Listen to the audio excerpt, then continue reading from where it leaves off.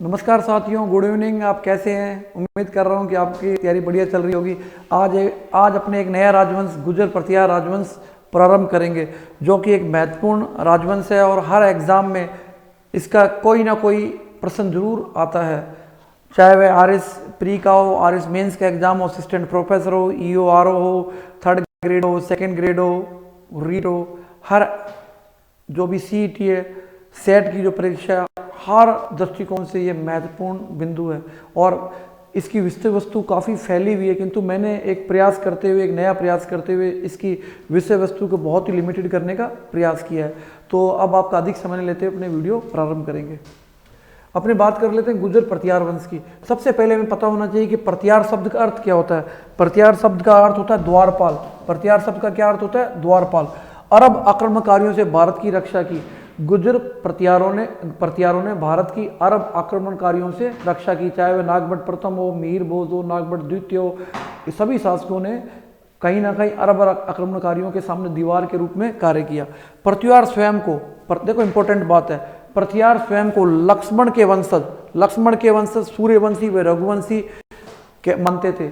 गुर्जर प्रतिहार अपने आप को लक्ष्मण के वंशज, रघुवंशी व सूर्यवंशी मानते थे। गुर्जर प्रतिहारों का शासन 6वीं से लेकर 10वीं शताब्दी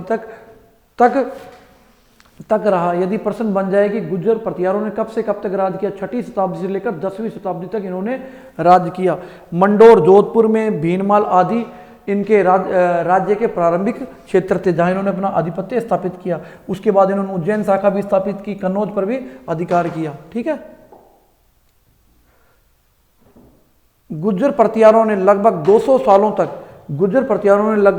सालों तक अरब आक्रमणकारियों का प्रतिशोध किया। लगभग 200 साल तक इन्होंने अरब आक्रमणकारियों को भारत की ओर अपनी दृष्टि उठा के भी नहीं देखने दिया। इन्होंने निरंतर उनका सामना किया और अनेक अवसरों पर उनको पराजित किया। जोधपुर के बाउक शिलालेख, जो कि 837 ईस्वी का है, ठीक है, पहला बाउक, उस शिलालेख के अनुसार गुर्जर प्रतिहार मारवाड़ में लगभग 6वीं शताब्दी के द्वितीय चरण में इस वंश का विकास हो चुका था। यानी कि बाउक अभिलेख के अनुसार गुर्जर प्रतिहार वंश का उदय मारवाड़ में 6वीं शताब्दी में हो चुका था। ठीक है। और गुर्जर जो थे, गुर्जर थे वे गुजराता यानी कि लाट यानी कि आधुनिक गुजरात से संबंधित होने के कारण इतिहास में इन्हें गुर्जर प्रतिहार के नाम से जाना गया है, क्योंकि वे मूल रूप से गुजरात के निवासी थे, गुजरात के क्षत्रिय थे। इसी कारण उन्हें गुर्जर प्रतिहार कहा गया है। गुजरात को प्राचीन काल में लाट भी कहते थे। ठीक है। गुजराता प्रदेश की राजधानी भीनमाल या जालोर थी। बहुत इंपॉर्टेंट है कि गुर्जर प्रतिहारों के समय गुजरात की राजधानी क्या थी? भीनमाल, जालोर थी। बाणभट्ट ने अपनी पुस्तक हरचरित्र में गुर्जरों का वर्णन किया है। गुर्जर जाति का प्रथम उल्लेख पुलकेशिन द्वितीय के एहोल अभिलेख से भी मिलता है। अभिलेख की स्रोत कौन सा है? पहला एहोल अभिलेख पुलकेशिन द्वितीय का। यदि किताबों में बात करें, पुस्तकों में बात करें, ग्रंथों में बात करें तो बाणभट्ट का हर्षचरित्र। चीनी यात्री हेनसांग ने अपनी यात्रा वृत्तांत सीयूकी में भी कुचेलो का उल्लेख किया, यानी कि भीनमाल राज्य का उल्लेख किया है। ठीक है। जिसकी राजधानी पीलोमोलो थी। यानी कि इस गुर्जर प्रतिहार जो राज्य था, साम्राज्य था, इसकी राजधानी क्या थी? पीलोमोलो। यानी कि हेनसांग ने अपनी पुस्तक में सीयूकी में भीनमाल को पीलोमोलो कहा है। अरबी यात्री ने गुर्जरों को जुद्र कहा है। बहुत इंपॉर्टेंट है, यदि प्रश्न बन जाए कि अरबी यात्रियों ने गुर्जर प्रतिहारों को क्या कहा है? जुद्र कहा है। अल मसूदी ने गुर्जर प्रतिहारों को क्या कहा है? अल गुर्जर कहा है। बहुत इंपॉर्टेंट है, कई बार एग्जाम्स में आ चुका है। ठीक है। प्रतिहार राजा को बोरा कहा है। ठीक है। प्रतिहारों को अल गुर्जर कहा है, प्रतिहार राजा को बोरा कहकर पुकारा है। देवली राधनपुर व करडाहा अभिलेखों में प्रतिहारों को गुर्जर प्रतिहार कहा है, यानी कि देवली, राधनपुर और करड़ा अभिलेखों में गुर्जर प्रतिहारों को गुर्जर प्रतिहार कहकर पुकारा गया। बहुत इंपॉर्टेंट चीज है, याद रखिएगा, एग्जाम में आने के पूरे चांस रहते रहेंगे आपके। अब देखो एक ध्यान देने की बात है, अभी पेपर विविधताओं से आते हैं कि मिस्टर जैक्सन ने बंबई गजेटियर में गुर्जरों को विदेशी माना है। और डॉक्टर भंडारकर ने भी गुर्जरों के लिए खज शब्द का प्रयोग किया। यदि पूछ ले गुर्जरों को किसने खज, मध्य एशिया से आने वाली खज जाति के बारे में गुर्जरों को बताया, खज जाति किससे संबंधित बताया, तो डॉक्टर भंडारकर ने।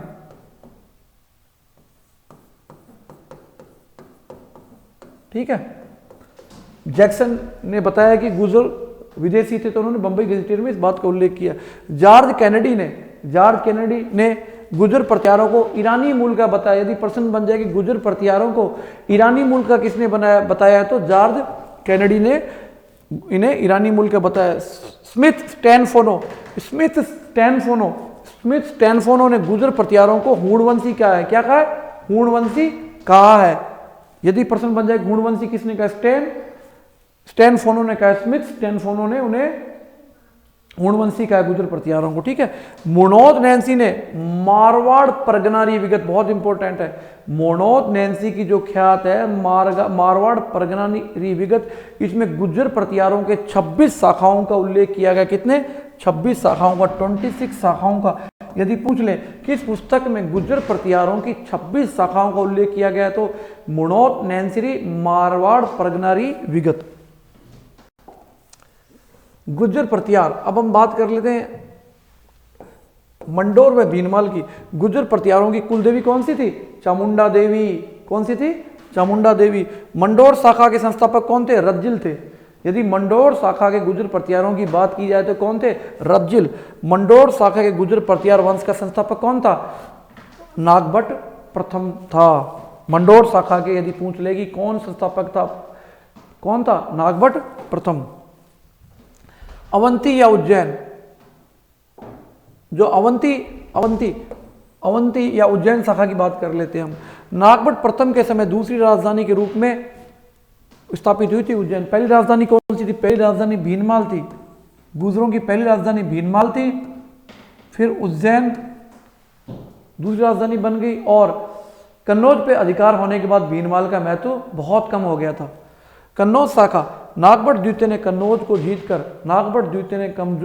को जीतकर क्योंकि नागभट्ट द्वितीय ने शक्तिहीन आयुध भाइयों को हराकर, इंद्रायुध और चक्रायुध को हराकर कन्नौज पर अधिकार कर लिया था। अब मंडोर शाखा की बात करते हैं। गुर्जर प्रतिहारों की इन शाखाओं में सबसे प्राचीन शाखा थी, और ये मंडोर के प्रतिहार थे। यदि प्रश्न बन जाए गुर्जर प्रतिहारों की सबसे प्राचीन शाखा कौन सी थी, तो मंडोर के प्रतिहार गुर्जर प्रतिहारों की सबसे प्राचीन शाखा थी। जोधपुर में 2 शिलालेख है, एक तो घटियाला का शिलालेख है, 837 का, और जोधपुर में एक 861 का। घटियाला के 2 शिलालेख हैं, एक तो 837 का और दूसरा 861 का है। इन शिलालेखों के अनुसार 6ठी शताब्दी के द्वितीय चरण में हरिश्चंद्र नामक एक विद्वान जो ब्राह्मण था, उसने मंडोर पर गुर्जर प्रतिहार वंश का शासन प्रारंभ किया। अब बात कर लेते हैं हरिश्चंद्र की। हरिश्चंद्र को प्रतिहारों वंश का संस्थापक माना जाता है। क्या माना जाता है? संस्थापक किसको माना जाता है? हरिश्चंद्र को माना जाता है। हरिश्चंद्र को प्रतिहारों का गुरु या गुर्जर प्रतिहारों का आदि पुरुष, गुर्जर प्रतिहारों का मूल पुरुष भी कहते हैं। आदि पुरुष, मूल पुरुष आदि इन्हें कहते हैं। जो हरिश्चंद्र थे उनके विद्वान होने के कारण उन्हें रोहिला सिद्ध भी कहते हैं। यदि प्रश्न बन जाए कि रोहिला सिद्ध किन्हें कहा गया है गुर्जर प्रतिहार वंश में, तो वह हरिश्चंद्र को कहा गया है। क्यों कहा गया है? क्योंकि वह विद्वान थे। ठीक है,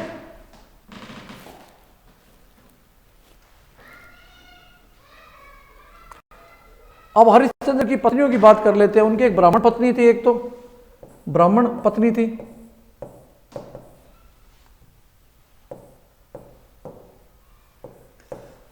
एक तो उनकी ब्राह्मण पत्नी थी, एक तो उनकी। ठीक है, एक क्षत्रिय पत्नी थी। क्षत्रिय पत्नी का क्या नाम था? बद्दा। उसके उनके 4 पुत्र थे, भोगभट, कक्कक, रज्जिल और दय, रज्जिल और दय। रज्जिल गुर्जर प्रतिहार राजवंश के आदि पुरुष थे। रज्जिल थे गुर्जर प्रतिहार राजवंश के आदि पुरुष, हरिश्चंद्र के पुत्र थे। ठीक है, जो रज्जिल थे वह गुर्जर प्रतिहार वंश के आदि पुरुष हरिश्चंद्र के पुत्र थे। मंडोर के गुर्जर प्रतिहार राजवंश के संस्थापक कौन थे? रज्जिल थे। मतलब हरिश्चंद्र ने वहां शासन स्थापित किया, किंतु संस्थापक के रूप में मुख्य रूप से कौन आए थे? रज्जिल आए थे। ठीक है, मंडोर के प्रतिहारों की वंशावली हरिश्चंद्र के तीसरे पुत्र रज्जिल से प्रारंभ होती है। इनकी जो वंशावली है, मंडोर के गुर्जर प्रतिहारों की जो वंशावली है वह मुख्य रूप से रज्जिल से, जो कि हरिश्चंद्र के तीसरे पुत्र से थे, वहां से प्रारंभ होती है। रज्जिल ने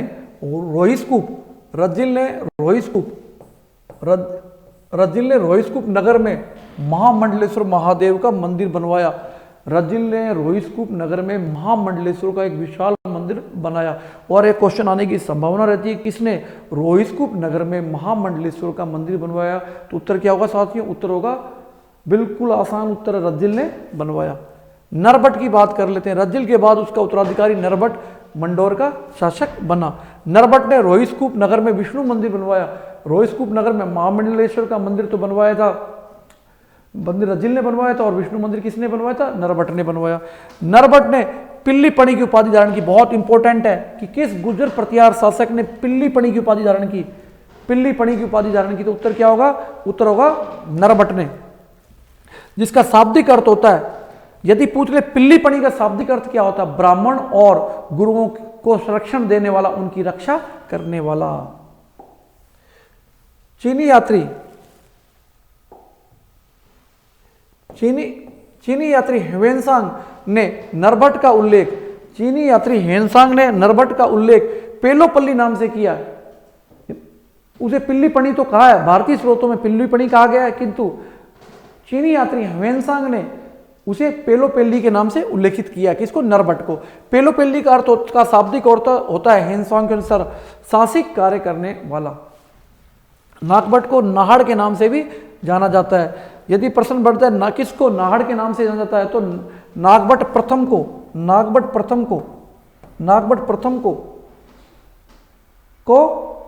नाहड़ के नाम से भी जाना जाता है। मेड़ता को जीता।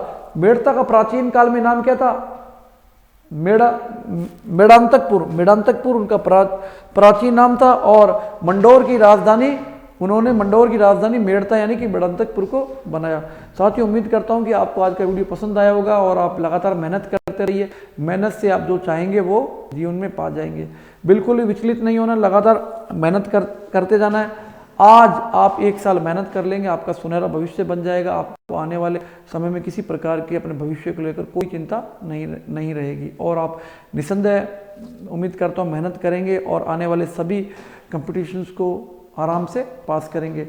और किसी प्रकार से अपने को विचलित नहीं होना, अपने को निरंतर मेहनत करते जाना है। जैसा हवा बना रखा है कंपटीशंस को क्रैक करना, वैसा कुछ भी नहीं है। एक औसत बुद्धि व्यक्ति ही कंपटीशन को पास करता है, सरकारी नौकरियों में जाता है, क्योंकि एवरेज विद्यार्थी होते हैं वही सरकारी सेवाओं में जाने की सोचते हैं। ब्रिलियंट स्टूडेंट तो IITian बन जाते हैं, या डॉक्टर बन जाते हैं, या कुछ ऐसा कार्य करते हैं जिससे, जो कोई टेक्निकल वर्क ऐसा करते हैं जिससे कि या तो विदेश में जाके उनको अच्छी कैरियर अपॉर्चुनिटी मिले। सरकारी नौकरी में हम जैसे औसत विद्यार्थी बसते हैं, वही निरंतर अभ्यास के द्वारा सरकारी नौकरी को क्रैक करते हैं। तो बिल्कुल घबराने की जरूरत नहीं है, मेहनत करते जाइए। मैंने अपने नंबर दे रखे हैं लगातार। मेरे टेलीग्राम चैनल पे भी आप जितनी भी जानकारी है जीके की, डे टू डे जीके की, आप प्राप्त कर सकते हैं। यदि आपको लगता है कि आपको मेरे से मोटिवेशन की आवश्यकता है, तो आप मुझे कॉल कर सकते हैं। मैं आपका कॉल हर समय उठाने के लिए तैयार हूँ, आपके लिए 365 दिन साल के कार्य करने के लिए।